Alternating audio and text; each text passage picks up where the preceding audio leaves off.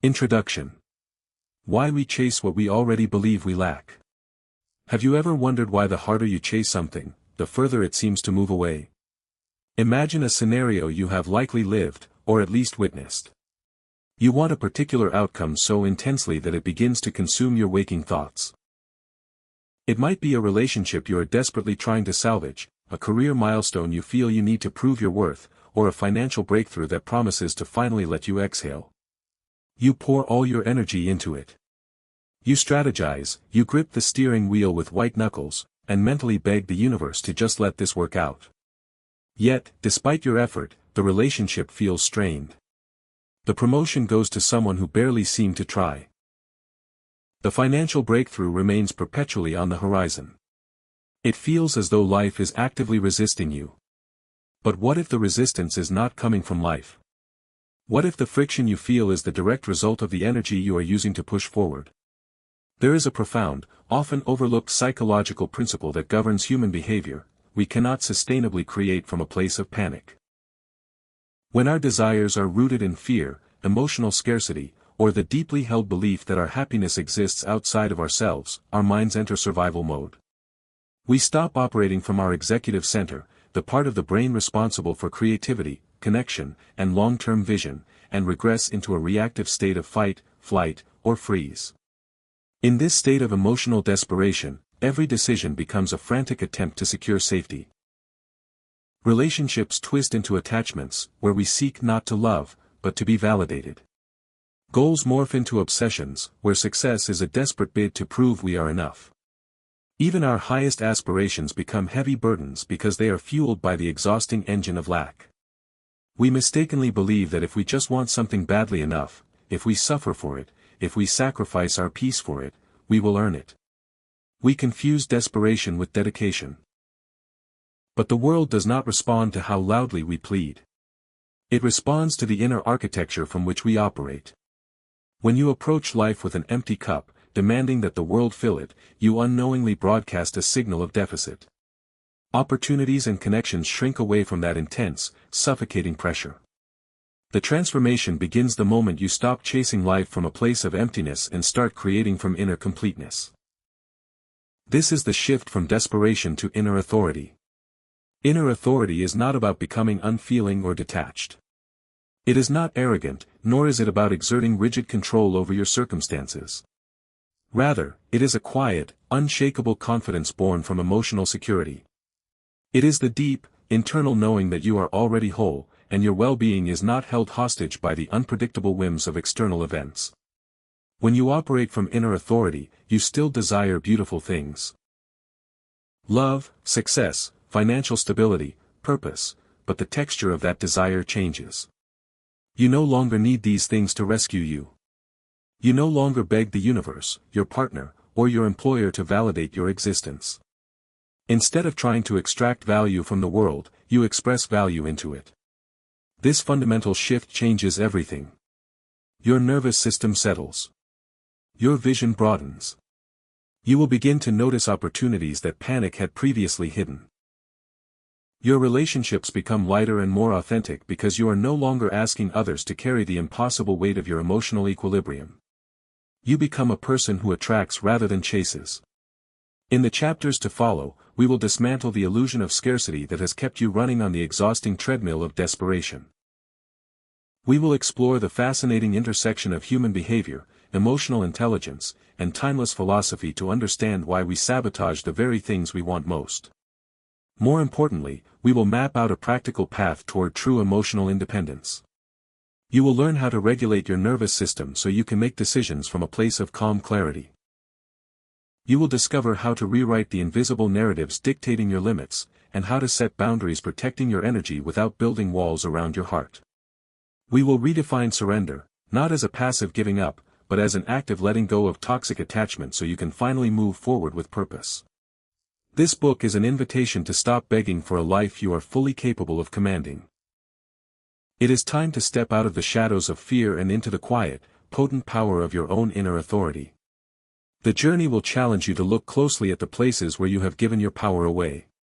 It will ask you to be radically honest. But it will also offer you the keys to genuine emotional freedom. You no longer need to convince the world of your worth. As you turn the page, take a deep breath. The chase ends here. The creation begins now. Reflection questions. Where in my life am I currently pushing too hard, feeling as though I have to force an outcome to happen? If I truly believed that my worth was already secure, how would my approach to my biggest goal change today?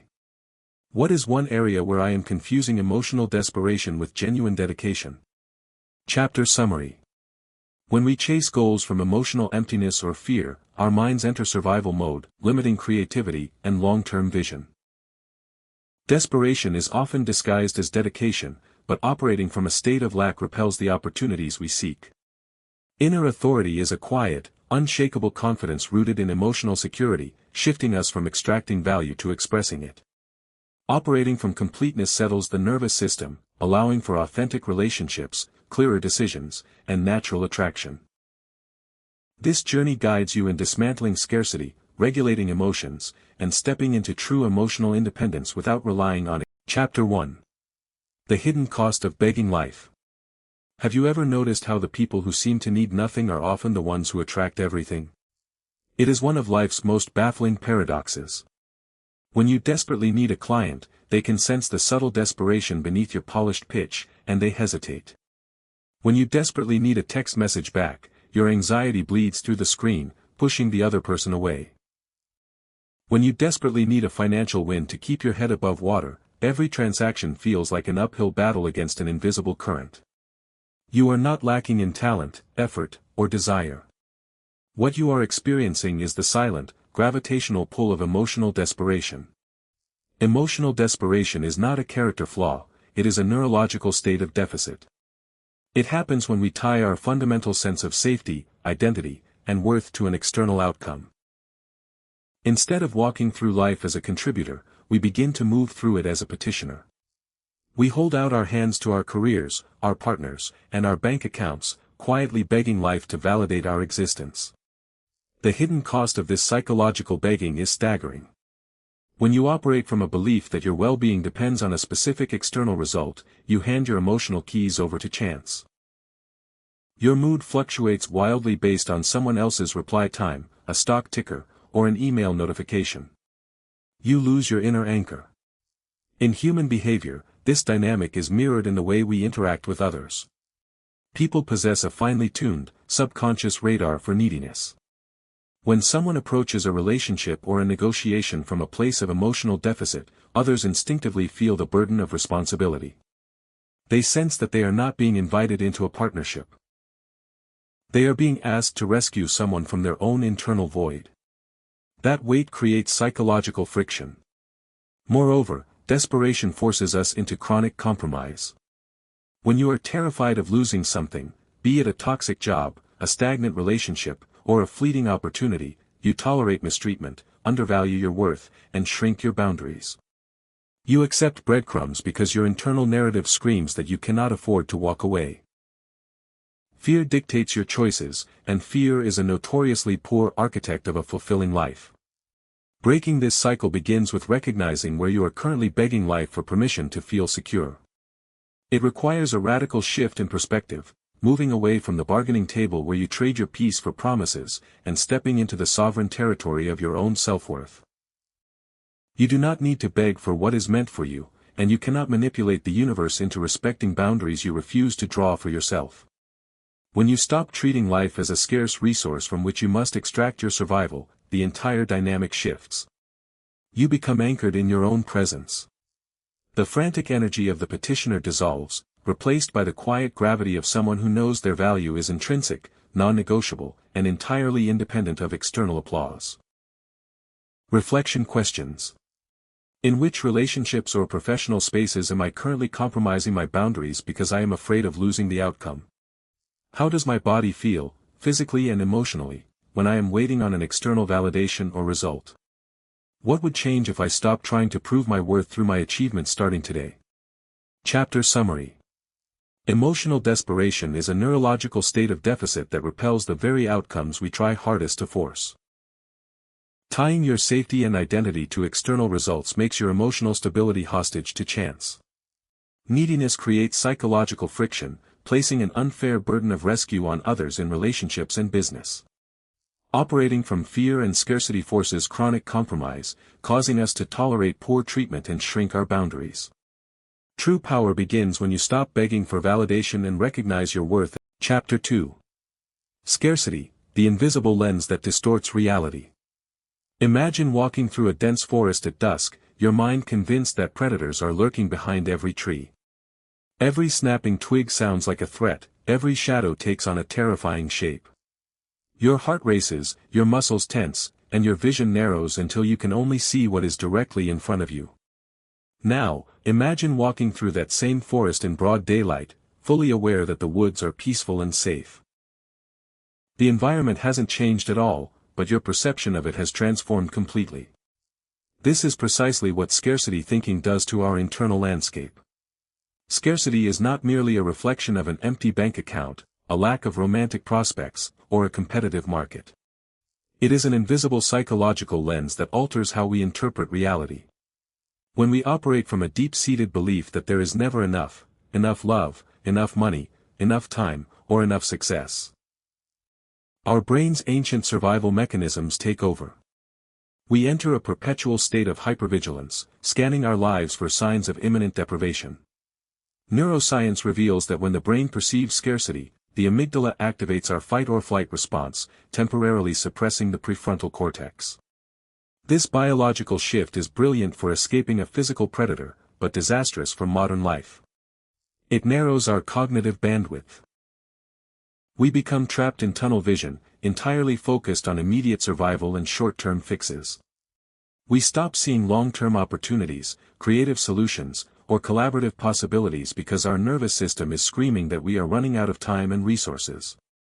In everyday life, this distorted lens manifests in subtle yet devastating ways. In our careers, scarcity convinces us that another person's promotion is a direct threat to our own rise, breeding toxic competition and professional jealousy. In finance, it drives panic-driven decisions, hoarding behaviors, and an inability to invest in our own growth because every dollar spent feels like a loss rather than a seed. In relationships, scarcity manifests as possessiveness and jealousy, operating under the quiet terror that love is a finite commodity that can be stolen or depleted by someone else. The tragedy of the scarcity mindset is that it creates the exact reality it fears. By assuming there is not enough, we approach our endeavors with desperation, aggression, or a closed-off defensiveness. Colleagues pull away from our competitive edge, romantic partners suffocate under our monitoring. Financial partners sense our panic and hesitate to commit. We mistake our own self-fulfilling prophecy for external cruelty, blaming the world for withholding what our own fear is actively pushing away. Shattering this illusion requires a deliberate cognitive disruption. It demands that you catch yourself in the act of panicking over a perceived lack. When you notice the familiar tightening in your chest or the urgent internal narrative telling you that you are running out of time, pause. Recognize that your brain is reacting to an illusion of danger, not an objective reality. Stepping out of scarcity does not mean ignoring real-world challenges or adopting toxic positivity. It means acknowledging your current circumstances without letting them define your future capacity. It involves shifting your focus from what is missing to what is present, from what you lack to what you can cultivate. When you clean the lens of scarcity, the world stops looking like a battlefield of desperate competitors fighting over scraps. You begin to see an expansive landscape of abundance, where collaboration replaces competition, and where your security is no longer dependent on beating others to the finish line. You realize that resources, love, and opportunities are not fixed pies to be divided, but infinite fields waiting to be tended. Chapter Summary. Scarcity is a psychological lens that distorts reality, activating survival mechanisms that narrow our cognitive bandwidth and vision. Operating from a mindset of lack triggers the brain's fight-or-flight response, shifting us from creative problem-solving to reactive panic. Scarcity breeds toxic competition in careers, hoarding behaviors in finance, and possessiveness in personal relationships. Chapter 3. Why your nervous system cannot create from panic. We often treat our minds and bodies as separate entities, as if our thoughts exist in a pristine cloud while our physical form simply carries them around. Yet modern neuroscience tells a radically different story. Every thought of lack, every spike of professional anxiety, and every ripple of emotional desperation sends an immediate, chemical cascade through your nervous system. Your biology does not wait for your permission to react to your internal narrative, it instantly prepares you for battle. When you are trapped in a cycle of urgent striving, worrying about bills, forcing a relationship to work, or panicking over a stalled career, your sympathetic nervous system takes the steering wheel. Hormones like cortisol and adrenaline flood your bloodstream. Your heart rate accelerates, your digestion slows, and your blood flow redirects toward your limbs, priming you to either fight or flee. In this acute state of biological emergency, your body is brilliantly designed to survive a threat, but it is fundamentally incapable of doing much else. True creation requires a completely different biological architecture. Innovation, deep strategic thinking, emotional connection, long-term planning, and artistic inspiration all live in the parasympathetic nervous system, the rest and digest state where the prefrontal cortex can operate without interference. When your nervous system is locked in chronic panic, your brain's highest faculties are essentially offline. You are trying to build an empire, heal a relationship, or redesign your life using a biological toolkit designed exclusively for outrunning a predator. This explains why so many intelligent, hard-working people remain trapped on a treadmill of exhaustion. They work harder, push faster, and pile more pressure onto their already overburdened systems, wondering why their results remain stagnant. They do not realize that their internal environment is toxic to growth. You cannot plant the seeds of a thriving future in soil scorched by perpetual stress hormones. Your body treats your grand ambitions as threats because they are fueled by the adrenaline of inadequacy. Consider how this dynamic plays out in daily decision-making. When your nervous system is regulated and calm, you weigh options with nuance and long-term vision. You can walk away from a bad deal, establish a firm boundary, or wait for the right opportunity. But when you are physiologically panicked, your brain demands instant relief. You make impulsive choices, sign unfavorable agreements, accept disrespect, or launch projects out of sheer desperation. Your nervous system is simply trying to lower the immediate alarm bells, regardless of the long-term cost. Shifting your reality requires learning how to regulate your biological state before you attempt to fix your external circumstances.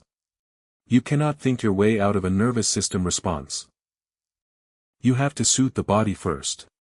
This requires intentional practices that signal safety to your brain, deliberate breathwork, grounding physical movement, quiet solitude, or simply stepping away from the relentless stimulation of modern screens and demands. When you consciously slow your breathing and drop your shoulders away from your ears, you are sending a neurological memo to your brain that the immediate threat has passed. You are stepping out of the survival bunker and returning to your center of executive power. In this calm, grounded state, everything changes. The problems that felt insurmountable moments ago now look like manageable puzzles. The opportunities you missed while running on adrenaline become visible. Your energy shifts from a frantic, repelling push to a magnetic, steady pull. You realize that peace is not the reward you get after you succeed. It is the biological prerequisite for sustainable success itself. Chapter Summary. Thoughts of lack and emotional desperation trigger an immediate chemical cascade of cortisol and adrenaline through the sympathetic nervous system. Survival mode restricts blood flow and suppresses the prefrontal cortex, making high-level creativity, strategic thinking, and emotional intelligence impossible.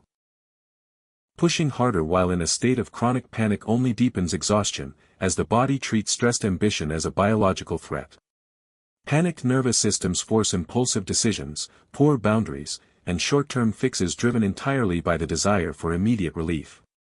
Regulating your physical state through breathwork and grounding is the mandatory first step before. Chapter 4.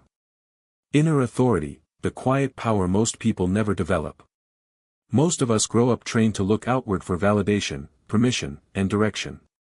From our earliest school days, we learn to measure our worth by external scorecards, grades, gold stars, teacher approval, and societal applause. As adults, this conditioning simply shifts arenas. We trade report cards for job titles, follower counts, relationship status checks, and bank statements. We wait for the world to hand us a certificate of completion that finally declares us worthy, secure, and successful. This outward dependency creates a fragile existence. When your sense of power lives entirely outside of you, your life is dictated by the whims, opinions, and decisions of everyone else. If approval is given, you soar; if it is withheld, you crash. You become a leaf blown about by the changing winds of other people's perceptions. True transformation begins the day you realize that nobody is coming to crown you. No amount of external achievement will ever fill an internal void if the foundation of self-governance is missing. This is where inner authority enters. Inner authority is the profound, quiet realization that you are the ultimate source of your own permission. It is not arrogance, which is merely a loud mask worn by deep insecurity. It is not control, which attempts to manipulate people and circumstances into behaving the way you want them to. True inner authority is an unshakable internal alignment. It is the capacity to sit in silence, listen to your own deep wisdom, and trust your decisions even when the rest of the room disagrees. When you operate from inner authority, the texture of your life changes entirely. You stop asking for a seat at tables where you do not belong and start building your own room. In your career, you stop waiting for a mentor to hand you an opportunity and begin treating yourself as a professional of consequence. In your relationships, you stop auditioning for love and start offering genuine connection from a place of wholeness. You no longer need agreement to feel confident, nor do you require applause to know you are on the right path. Developing this capacity requires dismantling the habit of self-abandonment. Every time you swallow your truth to keep the peace, every time you compromise your core values for temporary comfort, and every time you look to someone else to tell you who you are, you erode your inner authority. Rebuilding it is an act of daily reclamation. It means making small, courageous choices to honor your own integrity, speak your boundaries without apology, and trust your internal compass over external noise. The world is naturally drawn to individuals who possess inner authority because true calm and self-possession are rare commodities. When you stop outsourcing your power, the frantic energy of the petitioner vanishes. You walk through rooms with a quiet, grounded gravity. You realize that your life does not belong to the crowd, the critics, or the culture. It belongs to you. Chapter Summary. Societal conditioning trains us to look outward for validation, tying our self-worth to external scorecards and shifting metrics. Outward dependency leaves us fragile, making our emotional stability hostage to the opinions and approvals of others. Inner authority is an unshakable internal alignment, distinct from arrogance or control, rooted in self-governance and quiet confidence. Operating from inner authority means you stop auditioning for love or waiting for permission, choosing instead to honor your own integrity. Reclaiming your power requires ending. Chapter 5. Rewriting the story that runs your life. We tend to move through life believing we are objective observers of reality, calmly assessing facts and making rational choices based on the world as it is. Yet psychological research reveals a humbling truth: we do not experience the world as it is, we experience the world as we are. Beneath every reaction, every recurring relationship struggle, and every financial plateau lies an invisible narrator. A core internal script built from past wounds, childhood conditioning, and unexamined assumptions. Consider how this script operates silently in the background of your daily existence. If your early life taught you that love is conditional, your internal narrative whispers that you must constantly earn your place through perfection and self-sacrifice. If a past business venture failed catastrophically, your script may quietly conclude that you are fundamentally unsuited for success, turning every subsequent setback into absolute proof of your inadequacy. These narratives function like invisible operating systems running on an old, outdated computer code.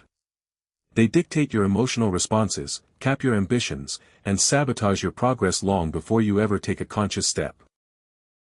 The danger of an unexamined story is that it transforms past trauma into a prophecy for your future. You find yourself repeating familiar cycles, attracting the same emotionally unavailable partners, hitting the same financial ceilings, or shrinking from the same professional challenges, while wondering why life feels like a loop. You blame bad luck, difficult people, or poor timing, failing to see that the script you are carrying is writing the script of your experiences. Rewriting this internal narrative is not about engaging in superficial positive thinking or reciting hollow affirmations while your nervous system screams in disbelief. True narrative reconstruction requires profound psychological honesty. It demands that you sit down with your history, look at the limiting beliefs you have adopted as absolute facts, and ask a radical question: is this actually true, or is it simply a familiar pain I have learned to call home? When you begin to drag these unconscious stories out into the light of awareness, their power over you instantly begins to dissolve. You realize that the narrative telling you you are an imposter, a victim, or an incapable outsider is nothing more than a protective mechanism your mind built during a season of vulnerability. You needed that story to survive a past environment, but you have outgrown it. Keeping it alive now is like wearing shoes 2 sizes too small just because you are used to the blisters. Rewriting the script involves consciously authoring a new internal dialogue grounded in your current reality and your future potential. You replace the frantic voice of deficiency with the steady, calm voice of capability. When an old fear arises, instead of surrendering to the familiar panic, you pause and consciously reframe the moment. You shift from asking, "What if I fail and prove I am worthless?" to asking, "What if this challenge is simply data helping me refine my approach?" This internal shift changes the energetic signature of your actions. When your story changes, your behavior shifts naturally without the need for white-knuckled force. You stop moving through life defending against imaginary threats and begin moving toward genuine expansion. You realize that you are not a passive character trapped in a tragedy written by your past, you are the living author of your life, and the pen is entirely in your hand. Chapter Summary. We experience life through an invisible internal script shaped by past conditioning, core wounds, and unexamined assumptions. Outdated mental narratives act as operating systems that cap our ambitions, trigger old emotional loops, and sabotage our progress. Unexamined stories turn past pain into self-fulfilling prophecies, causing us to repeat familiar cycles in relationships and careers. Rewriting your script requires radical psychological honesty, dragging unconscious beliefs into awareness rather than using superficial affirmations. Authoring a new internal dialogue shifts your energy from defending against imaginary threats to expanding toward your true potential. Chapter 5. Rewriting the story that runs your life. We tend to move through life believing we are objective observers of reality, calmly assessing facts and making rational choices based on the world as it is. Yet psychological research reveals a humbling truth: we do not experience the world as it is, we experience the world as we are. Beneath every reaction, every recurring relationship struggle, and every financial plateau lies an invisible narrator. A core internal script built from past wounds, childhood conditioning, and unexamined assumptions. Consider how this script operates silently in the background of your daily existence. If your early life taught you that love is conditional, your internal narrative whispers that you must constantly earn your place through perfection and self-sacrifice. If a past business venture failed catastrophically, your script may quietly conclude that you are fundamentally unsuited for success, turning every subsequent setback into absolute proof of your inadequacy. These narratives function like invisible operating systems running on an old, outdated computer code. They dictate your emotional responses, cap your ambitions, and sabotage your progress long before you ever take a conscious step. The danger of an unexamined story is that it transforms past trauma into a prophecy for your future. You find yourself repeating familiar cycles, attracting the same emotionally unavailable partners, hitting the same financial ceilings, or shrinking from the same professional challenges, while wondering why life feels like a loop. You blame bad luck, difficult people, or poor timing, failing to see that the script you are carrying is writing the script of your experiences. Rewriting this internal narrative is not about engaging in superficial positive thinking or reciting hollow affirmations while your nervous system screams in disbelief. True narrative reconstruction requires profound psychological honesty. It demands that you sit down with your history, look at the limiting beliefs you have adopted as absolute facts, and ask a radical question: is this actually true, or is it simply a familiar pain I have learned to call home? When you begin to drag these unconscious stories out into the light of awareness, their power over you instantly begins to dissolve. You realize that the narrative telling you you are an imposter, a victim, or an incapable outsider is nothing more than a protective mechanism your mind built during a season of vulnerability. You needed that story to survive a past environment, but you have outgrown it. Keeping it alive now is like wearing shoes 2 sizes too small just because you are used to the blisters. Rewriting the script involves consciously authoring a new internal dialogue grounded in your current reality and your future potential. You replace the frantic voice of deficiency with the steady, calm voice of capability. When an old fear arises, instead of surrendering to the familiar panic, you pause and consciously reframe the moment. You shift from asking, "What if I fail and prove I am worthless?" to asking, "What if this challenge is simply data helping me refine my approach?" This internal shift changes the energetic signature of your actions. When your story changes, your behavior shifts naturally without the need for white-knuckled force. You stop moving through life defending against imaginary threats and begin moving toward genuine expansion. You realize that you are not a passive character trapped in a tragedy written by your past, you are the living author of your life, and the pen is entirely in your hand. Chapter Summary. We experience life through an invisible internal script shaped by past conditioning, core wounds, and unexamined assumptions. Outdated mental narratives act as operating systems that cap our ambitions, trigger old emotional loops, and sabotage our progress.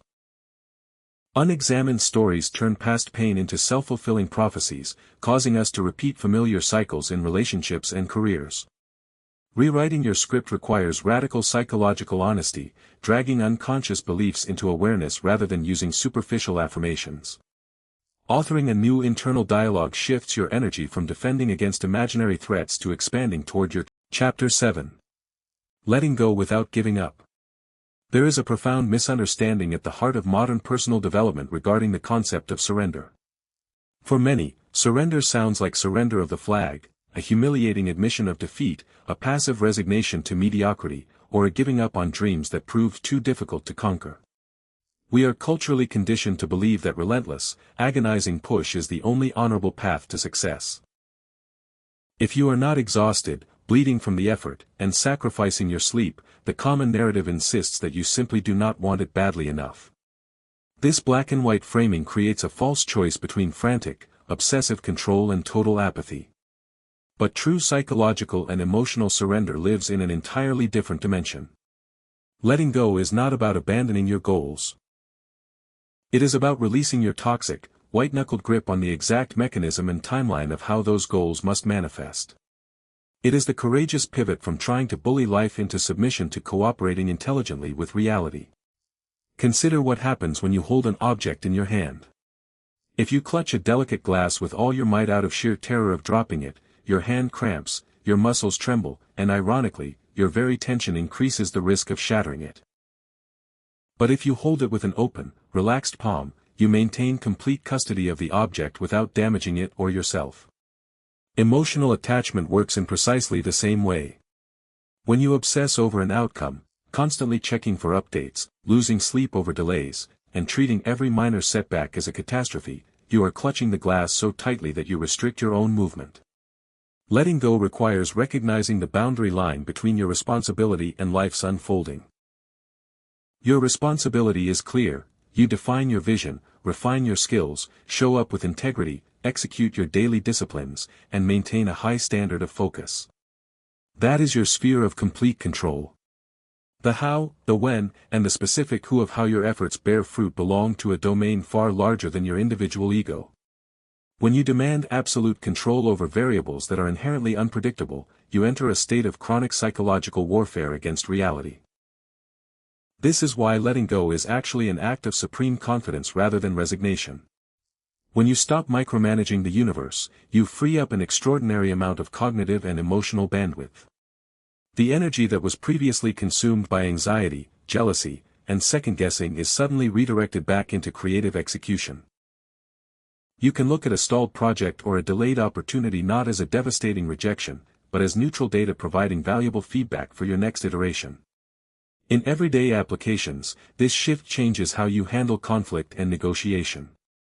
If you are pitching a client or having a crucial conversation with a partner, clinging to a specific outcome makes you defensive, rigid, and easily triggered. You argue to win rather than listening to understand.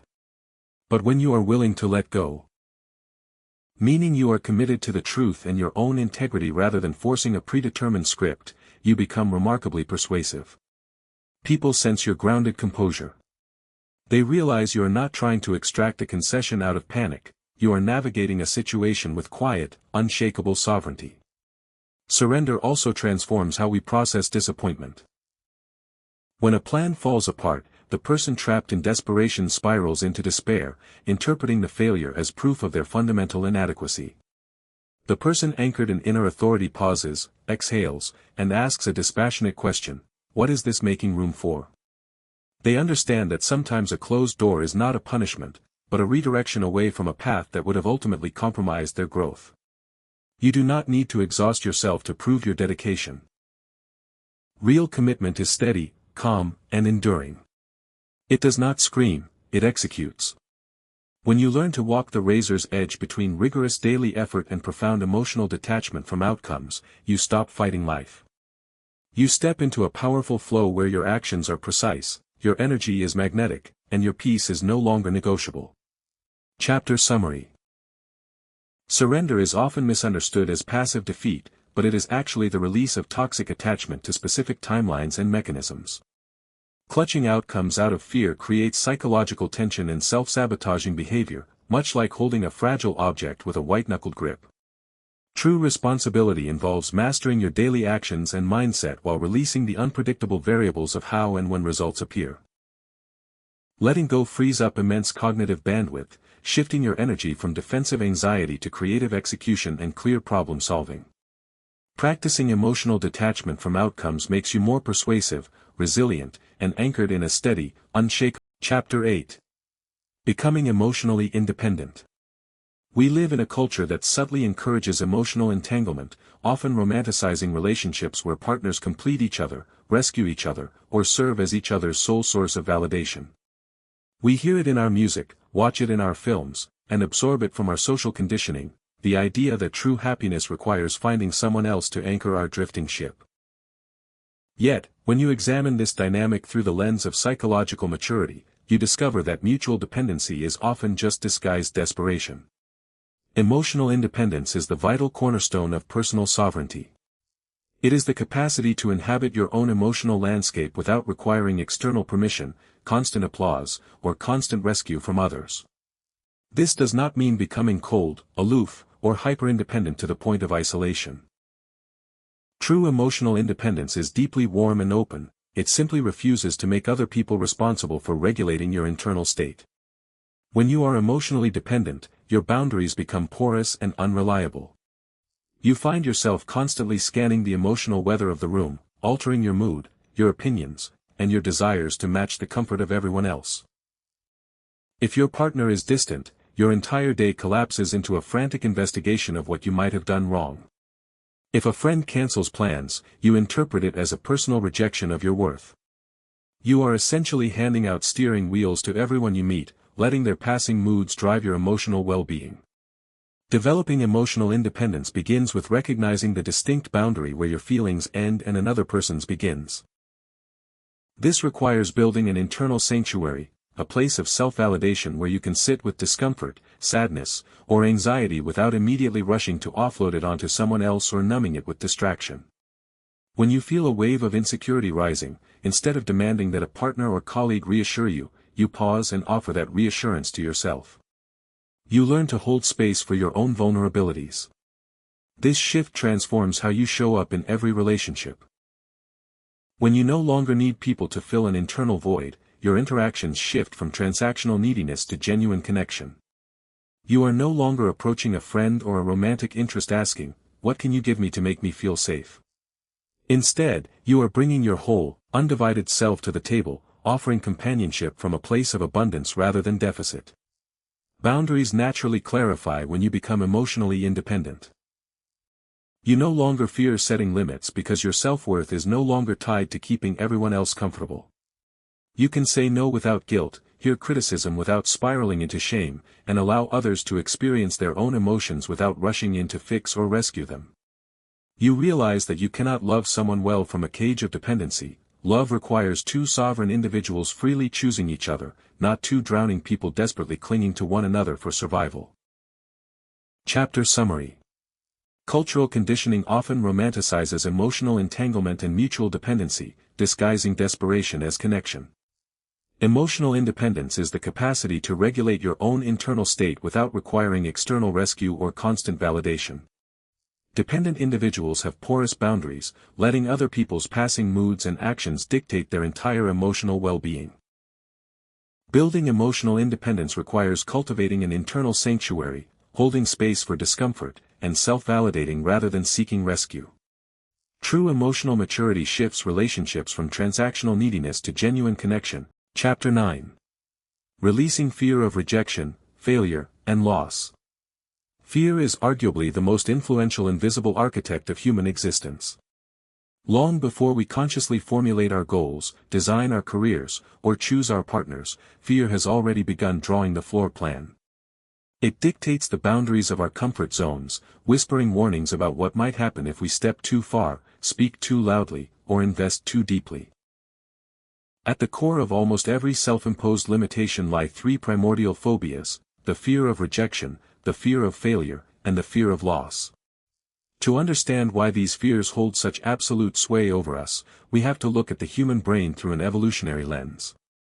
For our ancestors, social rejection by the tribe meant literal exile and certain death in a hostile wilderness. Failing to secure resources meant starvation. Losing a vital connection meant vulnerability to predators. Today, our physical survival is rarely threatened in these scenarios, but our brains still react to a critique from a boss, a romantic breakup, or a failed business venture with the exact same biochemical alarm bells. We experience modern social and professional friction as existential danger. This biological legacy causes us to construct elaborate defenses.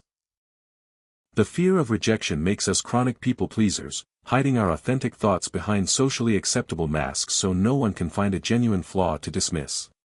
The fear of failure keeps us trapped in unfulfilling stagnation because we treat a stumble not as data, but as a permanent indictment of our intelligence and worth.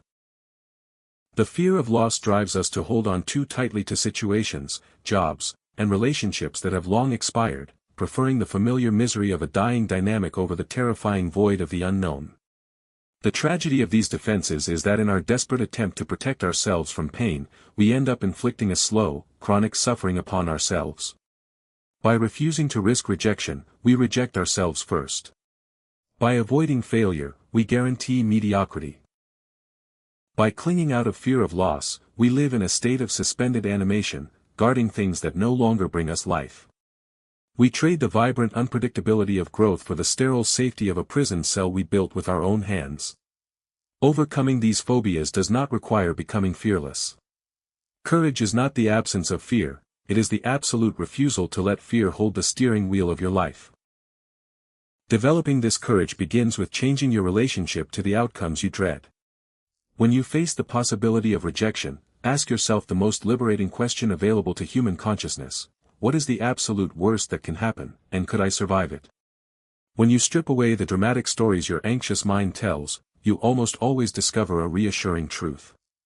Yes, rejection stings. Yes, failure is uncomfortable. Yes, loss brings grief. But you are resilient. You have survived every difficult season of your past, and your core identity is entirely indestructible unless you choose to surrender it. You do not need universal approval to be valuable, and a single misstep does not erase your capacity to learn, adapt, and build again. When you stop treating failure as an identity marker and start viewing it as necessary feedback, the paralyzing weight lifts. You begin to pitch the bold idea, walk away from the misaligned partnership, and launch the creative endeavor without demanding a guarantee of immediate success. You realize that the freedom on the other side of fear is infinitely more valuable than the temporary comfort of staying hidden. You stop running from ghosts and step fully into the arena of your own life. Chapter Summary. Fear of rejection, failure, and loss stems from ancient evolutionary survival mechanisms that treat modern social and professional risks as existential threats. To protect ourselves from potential pain, we often resort to chronic people-pleasing, stagnation, and holding on to expired situations. Attempting to avoid all discomfort guarantees a slow, self-imposed suffering that trades vibrant growth for sterile safety. Courage is not the absence of fear, but the refusal to let fear dictate your choices and direct your life's path. Viewing failure as neutral feedback and confronting the worst-case scenario. Chapter 10. Relationships change when you stop needing to be chosen. There is a subtle, almost imperceptible shift that occurs in human dynamics the moment you stop auditioning for affection. For most of our lives, relational spaces operate like unwritten casting calls. We enter friendships, professional networks, and romantic partnerships quietly performing our best traits, smoothing over our rough edges, and scanning the room for approval. We want to be picked. We want the validation of being selected, invited, and prioritized, often believing that being chosen by someone else is the ultimate proof of our own lovability. This audition mindset creates a profound imbalance. When you enter a relationship needing the other person to choose you in order to feel secure, you immediately hand them the power to evaluate your worth. You become hypervigilant, monitoring their facial expressions, measuring the speed of their text replies, and editing your authentic thoughts to avoid causing friction. You are no longer engaging as an equal partner, you are acting as an applicant hoping to secure a permanent contract. In human behavior, people naturally recoil from the heavy gravity of neediness. When someone approaches you desperate for your approval, you can feel the implicit obligation attached to their attention. It feels less like a gift and more like a debt. Conversely, when you meet someone who is deeply anchored in their own self-worth, someone who enjoys your presence but does not require your validation to survive, the dynamic transforms entirely. There is no pressure, no quiet manipulation, and no performance. There are simply two sovereign individuals sharing space by choice rather than necessity. Stopping the audition does not mean becoming indifferent, cold, or defensively walled off. True emotional security is radically warm, but it possesses firm, non-negotiable boundaries. When you stop needing to be chosen by everyone, you gain the extraordinary freedom to actually choose them. You begin to evaluate relationships through an entirely new set of criteria. Is this connection mutual? Does this person respect my boundaries? Do our values align, or am I bending myself into pretzels just to keep them around? In romantic partnerships, this shift eliminates the exhausting cycle of anxious avoidant traps. When you stop chasing validation, you stop tolerating breadcrumbs of affection from people who are emotionally unavailable. You no longer try to love someone into loving you, recognizing that genuine affection cannot be extracted through pleading or performance. You simply let go of dynamics that require you to shrink, knowing that the right connection will meet you at your full height. In friendships and professional alliances, abandoning the need to be chosen breeds a magnetic authenticity. People are drawn to those who are completely comfortable in their own skin because self-possession provides a calm harbor in a chaotic world. When you stop needing people to validate your existence, you can love them purely for who they are, without keeping an anxious mental ledger of what they owe you in return. You discover that the moment you stop begging for a place at the table, you become the calm, centered presence around which others naturally want to gather. Chapter Summary. Relational spaces often function as unwritten casting calls where we audition for affection and seek external validation to prove our worth. Needing to be chosen hands power to others, turning relationships into performances driven by anxiety and self-censorship. People instinctively pull away from the heavy obligation of neediness, while drawing naturally towards self-possessed, secure individuals. Stopping the audition allows you to evaluate connections based on genuine mutuality, healthy boundaries, and shared values. Releasing the need for universal approval transforms interactions into authentic partnerships where you choose others from. Chapter 11. Wealth flows differently when scarcity stops leading.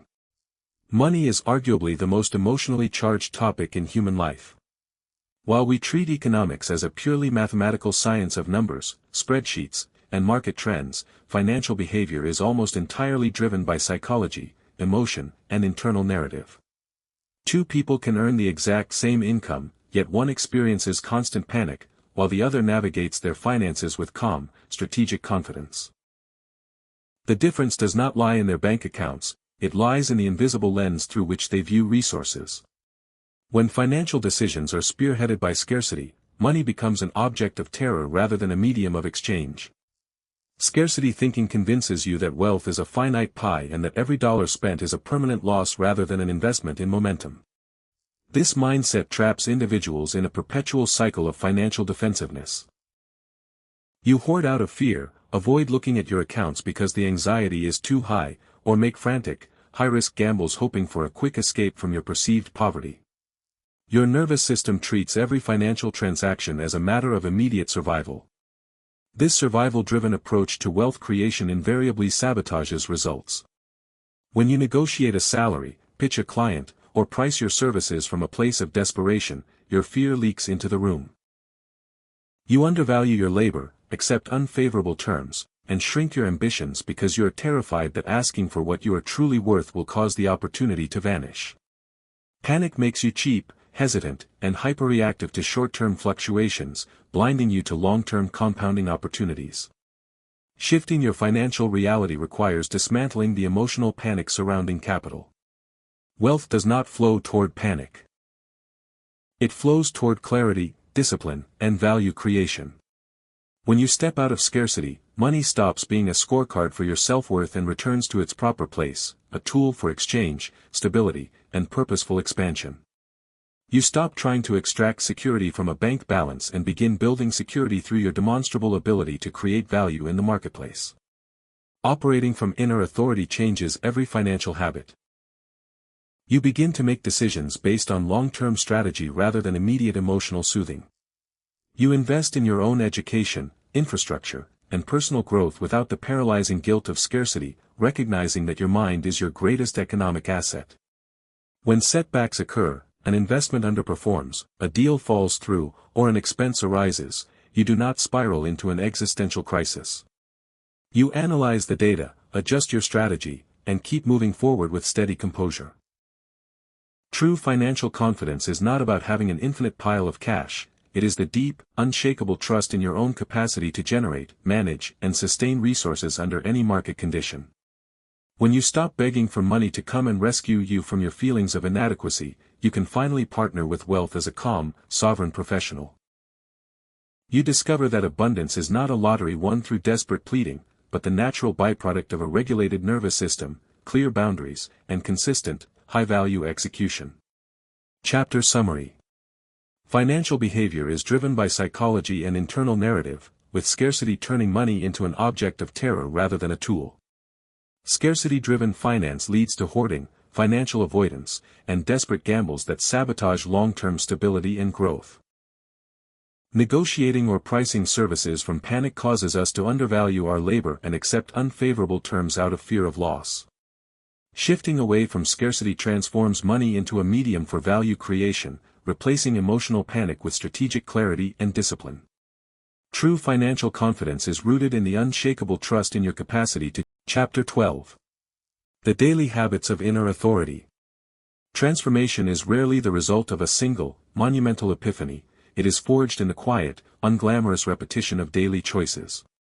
It is entirely possible to read profound insights, nod in agreement with spiritual truths, and experience a temporary surge of motivation, only to find yourself sliding right back into old patterns by Tuesday afternoon. Why? Because insight without integration is merely entertainment.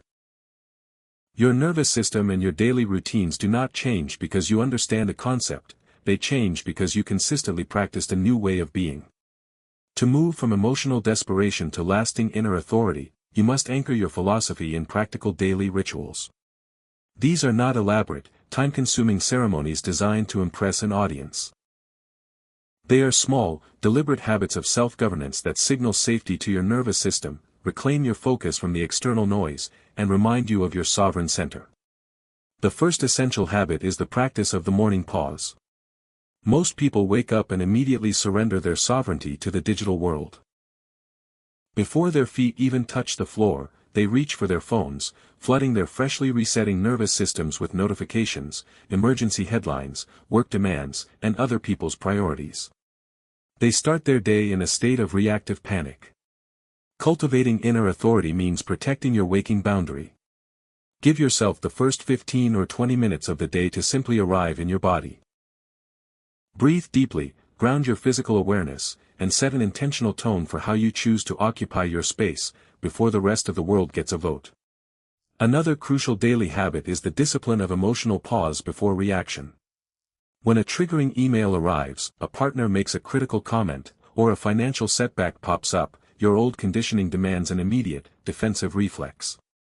Inner authority introduces a deliberate wedge of time between the stimulus and your response.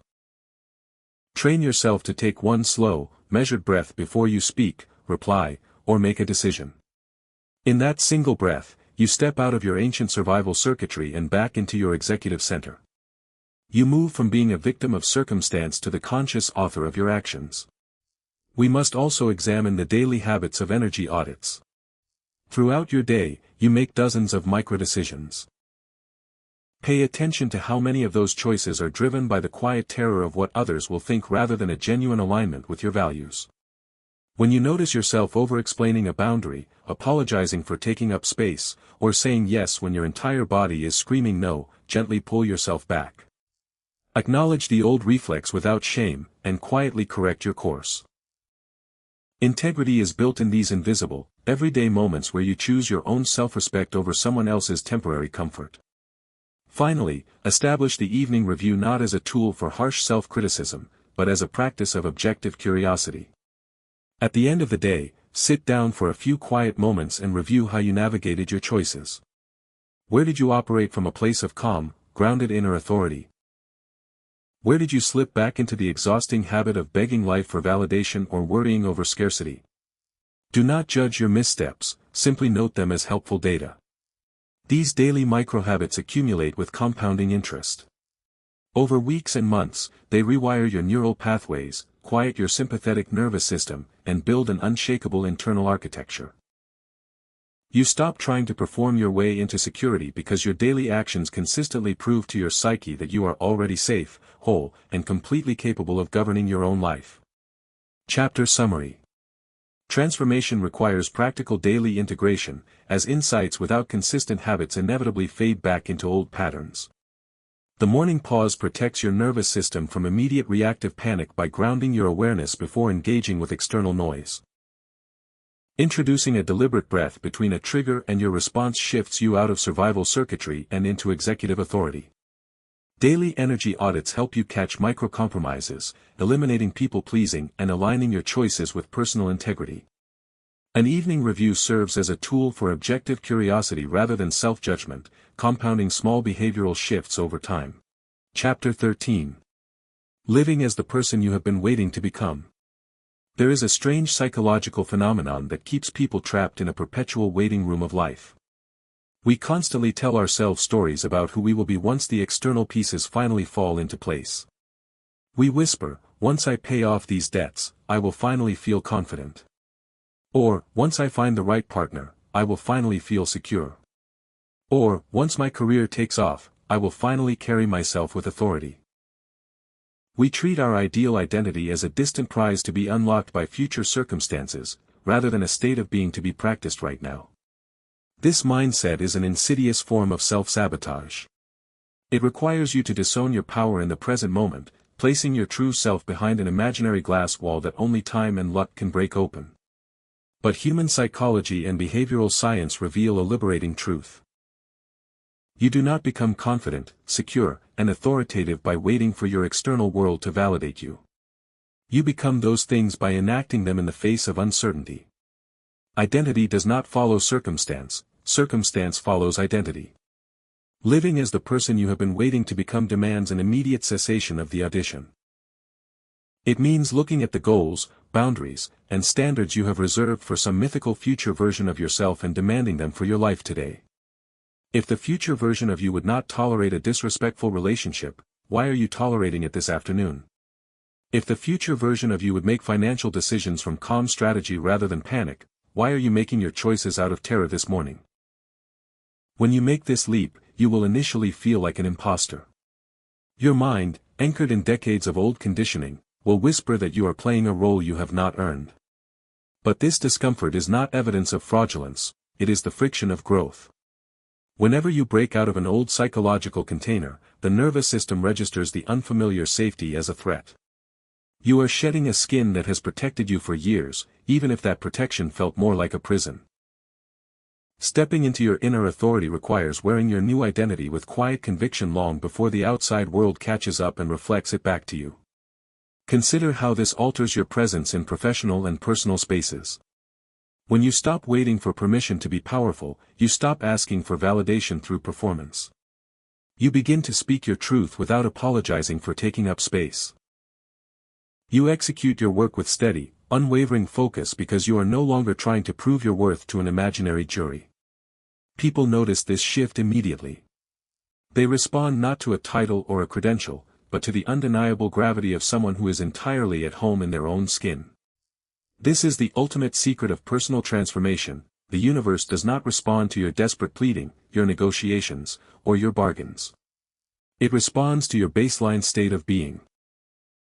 When your internal baseline shifts from scarcity to completeness, from begging to authority, the entire texture of your reality reorganizes itself around your new frequency. You stop chasing a life that feels perpetually out of reach, and you begin embodying the masterpiece you were always designed to be. The waiting room is closed. The door is wide open. It is time to step out and live. Chapter Summary. Waiting for external circumstances to change before embodying your ideal identity traps you in a perpetual state of postponement. Identity does not follow circumstance. Your external reality ultimately organizes itself around your internal baseline of being. Embodying your future self today means dropping future conditions and refusing to tolerate disrespect or panic in the present.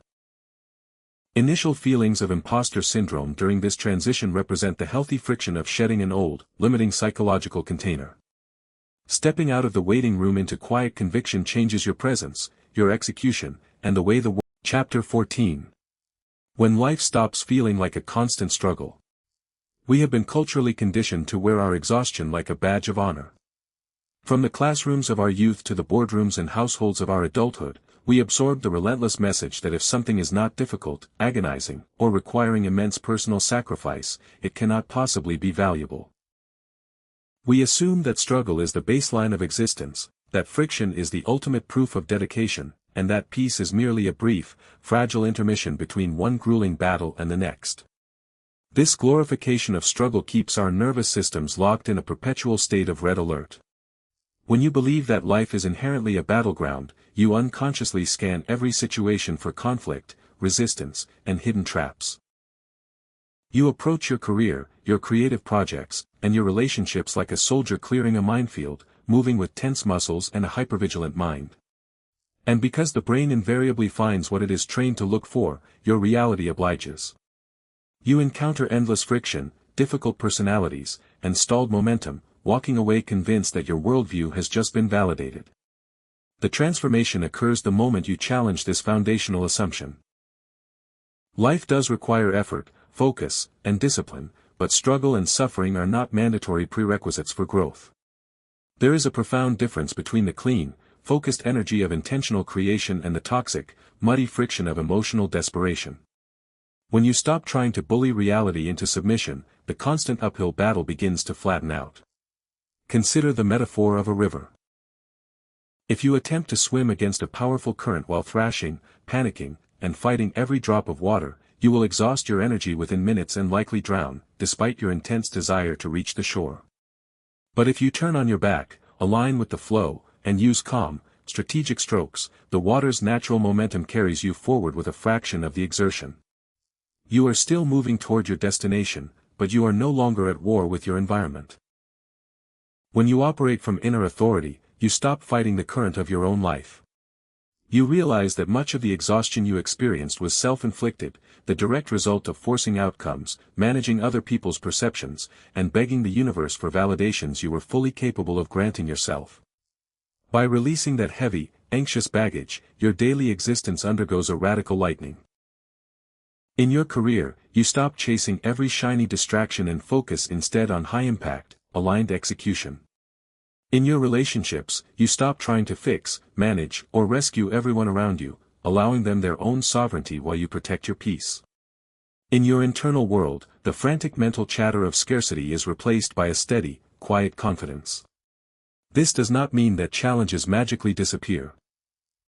Obstacles, market shifts, personal grief, and unexpected plot twists are permanent features of the human experience.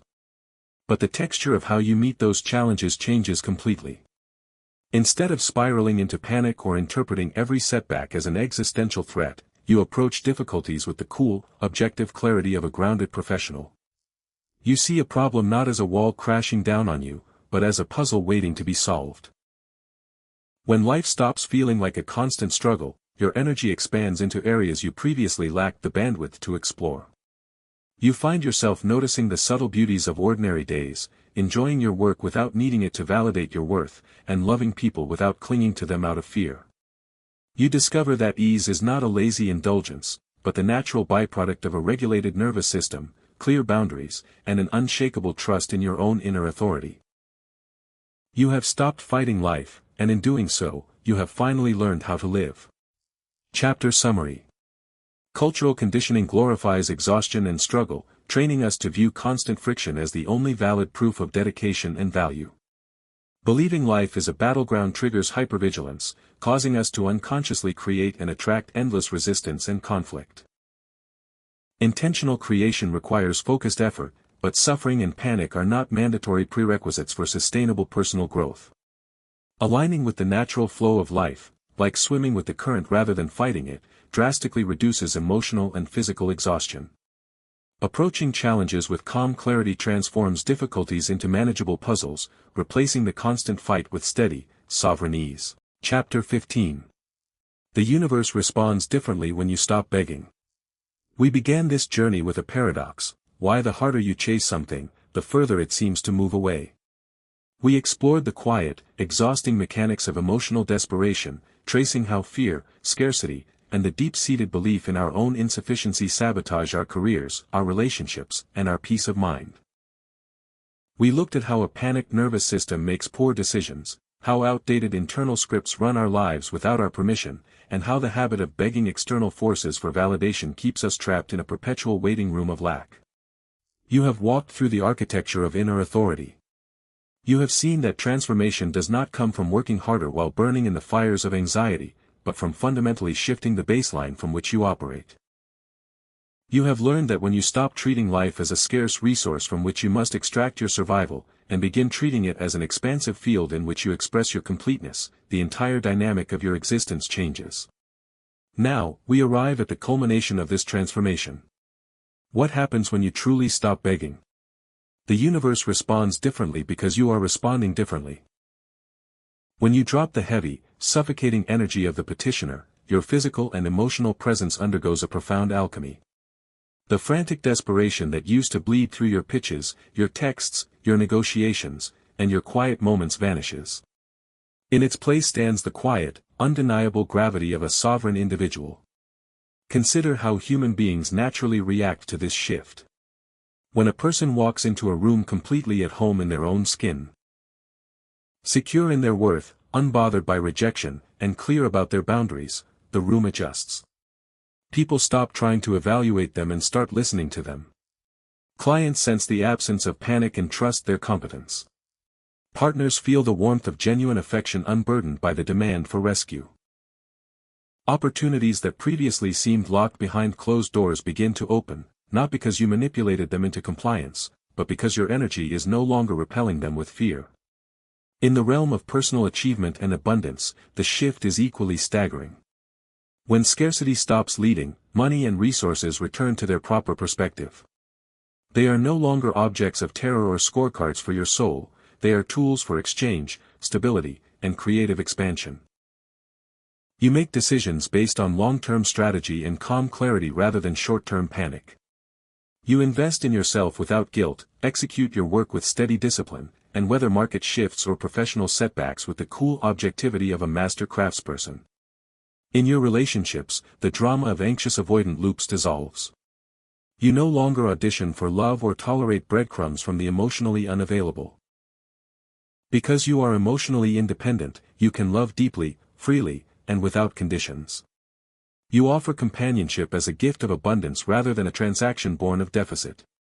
You realize that you do not need anyone to complete you, which paradoxically makes you the most grounded, magnetic partner anyone could hope to find. Most importantly, your relationship with yourself is forever healed. The internal critic that whispered you were an imposter, that you were running out of time, or that you had to suffer to be worthy has been gently unseated. You no longer look to the future with a breathless, terrified hope that external circumstances will finally give you permission to exhale. You give yourself that permission right now. You recognize that you are not a passive character swept along by the chaotic currents of fate. You are the author, the architect, and the calm center of your own unfolding reality. This is the ultimate promise of inner authority. Life will still present challenges. Obstacles, surprises, and seasons of uncertainty are permanent fixtures of the human journey. But the texture of how you meet those challenges will be entirely transformed. You will no longer meet them as a victim bracing for a blow, but as a sovereign creator ready to build. The chase is over. The begging has ceased. The door of the waiting room is wide open, and the path ahead belongs entirely to you. Step forward into your life with quiet confidence, steady courage, and the unshakable knowing that you are already complete. Chapter Summary. Stopping the cycle of emotional desperation shifts your presence from that of a frantic petitioner to a sovereign, grounded individual. The world responds to your new baseline state, as people, clients, and partners naturally gravitate toward authentic, non-panicked confidence. Abundance and wealth flow through calm clarity and strategic execution once scarcity is removed from the driver's seat of finance. Emotional independence transforms relationships into genuine connections based on mutual choice rather than transactional neediness. You are the author of your reality, stepping out of the waiting room and into quiet,